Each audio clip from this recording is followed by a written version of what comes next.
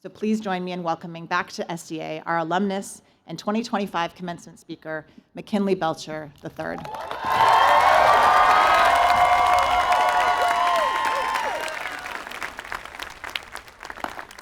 Hey, y'all. How you doing? Good afternoon.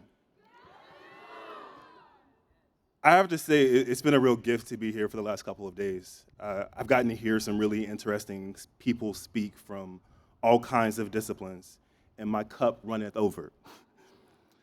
I feel so inspired, and it's been sobering in a way, especially in this moment. I have so many memories and formative moments on this campus that even just standing here looking at all your beautiful faces, it's full. It's full of so much nostalgia and a kind of memory of promise. I mean, my dream started here. I found parts of myself here, and I developed the beginnings of a discipline and process here. And yet, it also feels like somewhere I haven't been. The campus has changed. Many of the faces have changed, and I am profoundly different. So I am simultaneously comforted and disarmed by just standing here, full of thought and feeling. But I guess that's a great place to be as I greet you all at your beginning, and a place that I similarly began. As Dean Roxworthy said, I was just in London just a couple nights ago, literally like 2 nights ago, living my best BAFTA-nominated fantasy. And then I was sitting in my hotel feeling actually a little deflated after the ceremony. I mean, there was a small part of me that thought I might win, especially when I saw Billy Porter strutting across the stage to present my category. I was thinking, oh my God, they've chosen someone who knows me, who is Black, queer, and American to do this, and maybe it's gonna be me. And this is coming from like a ceremony where most of the people nominated are British or Australian or Scottish. And so as one of the sole Americans, I was like, this might actually happen. It's funny that no one ever talks about the things that go through your mind moments before they read that name. And I'm here to tell you that the thoughts were aplenty. But it didn't go my way, and at least not this time. So I was in the hotel coming down from a celebratory evening, and my mind settled on this day, this commencement speech. And I hadn't really written anything yet, though I thought about it a bunch. So I'm sitting there thinking, what should I say? What do I have to bestow on these burgeoning artists? What should I say? And I kept hitching on the word should. It's a word that highlights the kind of gray space between reality and expectation. It's often used to leverage guilt. I'm talking to you, parents. And it can sometimes be a weight that is paralyzing, preventing us from actually doing a thing fully. The word is in our lexicon for good reason. It has uses in life. Obviously, there are things we should do, like feed the children, pay taxes, being on time, being kind, being prepared, meeting deadlines. But I was reminded of how unhelpful that word is to an artistic journey.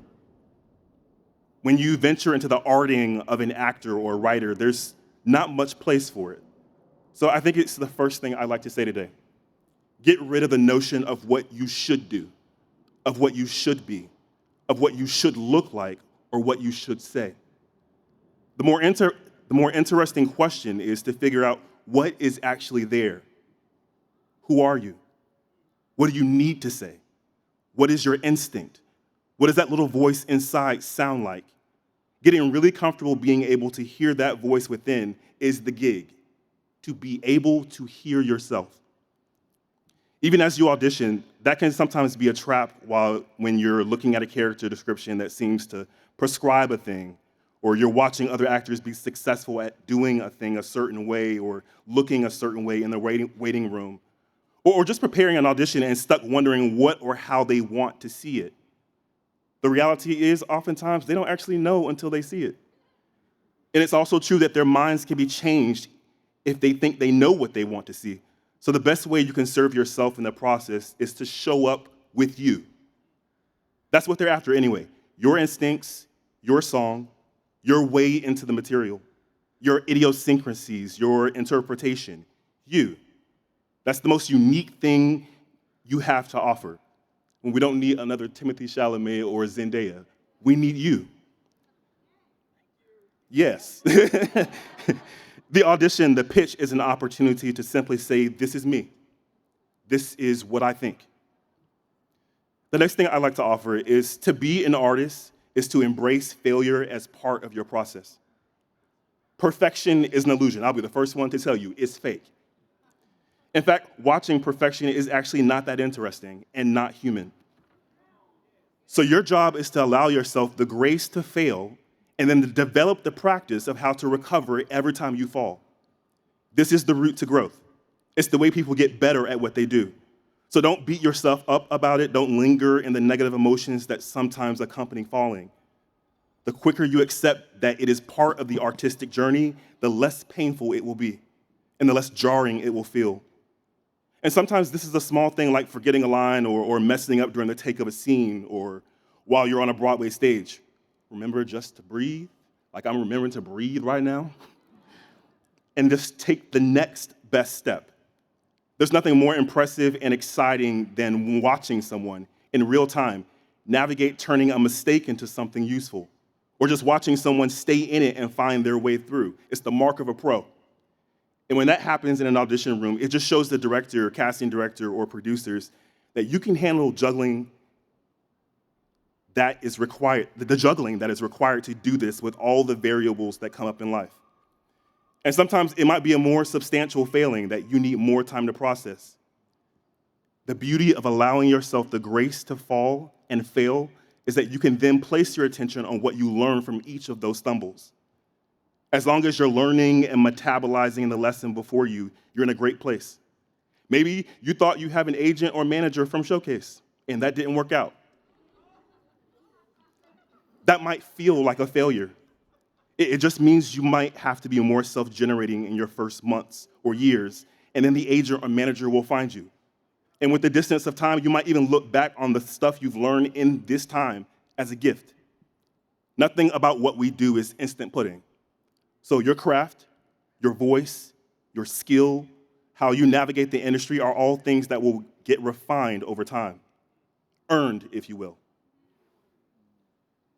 It is sometimes incremental. And there are some things you might need to hear 5 times before it settles in a way that you can really harness it. And that is also part of the process. It's part of the leveling up. I can't tell you how many people sit behind me who said things that were valuable to me. And I nodded and was like, yeah, that's really profound. And then later that day, or the next week, or a year later, it dawned on me what they actually meant. And I get the, oh. And that's going to happen to you. And that's also the process of building up to what Brianna was talking about with greatness. Greatness has kind of been mythologized. Everyone wants it, but I think greatness actually comes at a high cost. There are a lot of people who can operate in a narrow bandwidth, and they're not risking a lot or stepping into uncharted territory. The work is fine, and sometimes it's even quite good. But to be truly great, to step into that upper margin of rarefied air, you have to risk being awful. You have to risk falling flat on your face. So embracing failure somehow releases you and sometimes means not only will you surprise those around you, you'll likely surprise yourself. That leads me to my third offering. Practice walking into as many rooms as you can as your authentic self. We have this tendency as humans to want to blend in and to be one with the whole. And that's natural in some ways. It's a survival mechanism, herd mentality. I mean, the pink zebra definitely might get eaten by the lion first. But oddly enough, as artists, you kind of want to be metaphorically eaten first. So I guess I'm saying let yourself stand apart. Let yourself be the pink zebra if that's who you are. And for some people, this will be very easy and will come naturally. But there are some of us that have to practice allowing ourselves to be. And this goes back to having a healthy relationship, to hearing that voice inside. The reality is there are people who will be more beautiful than you, who can churn out pages faster than you, who are more versed in film history, dudes who are taller or more jacked. There will be people who can cry on a dime and are in touch with their emotional being in a way that is profound. But no one can do you the way you do. Your life has shaped you. Your parents likely had something to do with it. You've had your own trauma and triumphs, your own inspirations and environments that all morph you into the beautiful human instrument that you are. So even if the notes on the page are the same, the music simply comes out of you in a way that no one else can replicate. And that's not a thing to run away from, but something to lean into. Lean into the ways that you are different. That queerness, and I'm using that word in all its meanings, is your superpower.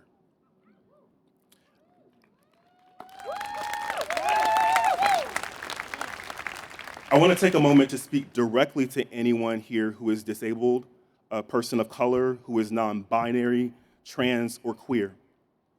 And this is actually really important to me to say, so I couldn't walk off the stage without saying it. We're living in an interesting time when some people are endeavoring to make the world somehow less hospitable for you and us. And I want to say that it is more important than ever for you to walk into rooms as you. And I say that obviously in hopes of empowering you to take up space and own your space, but I also say it because we need you. Storytelling can be incredibly powerful. We are the keepers of history, of a kind of cultural and social consciousness. And we also have the power, the stories we tell, to project where we can be, to speak for those who would be erased, to challenge, to remind, to uplift, to honor, to reflect. I mean, Shakespeare got it right when he said the gig is to hold the mirror, as it were, up to nature. We need each and every one of you to show us what you see, what you feel, what you want, and who you are. Go out into the world and fill up on life, develop your own perspective, fall in love, get that dog, read that book, take time to travel, see the play, listen to all the music. Let yourself be inspired by life. And then funnel all that life into art that can change and move people. The last thing I want to say, because we're going to keep this short, is that you have a Trojan family and community that wants to hold you up. Many of them are sitting behind me, and there are a lot of them sitting behind you. This will always be your home. And to all the parents and families out there, please check on them. Celebrate wins and process the losses. Support them in the work. It means something for you to be interested in the work they're pouring their hearts into. There will be many feelings along the way, laughter and maybe some tears, and they will need you to help process it all. Community is such an important thing to have on this journey. My family, my husband, and my found family, fellow Trojans, artists, and friends mean the world to me. And they bridge the gap, keep me rooted, hold me accountable, and are also people I can bounce ideas off of and share the weight of my feelings. So find your community. It's easy to think of networking being this sort of reach for fancy people at parties, premieres, and industry events. And some of that may happen, but the best networking you can do is with people who are right where you are. Look to your left and right. Now, the people you're looking at, we're looking at the next generation of actors, directors, production designers, filmmakers, playwrights, stage managers, dramaturgs, and some journeys we haven't even imagined yet. You will be important to each other's journeys, so lean into each other, challenge each other, and rise together in excellence. I just want to look at you for a second and say, I am so proud of you. What you've come through is beautiful. You are beautiful. What you have to offer is beautiful. And I can't wait to see the ruckus you make. Bye now.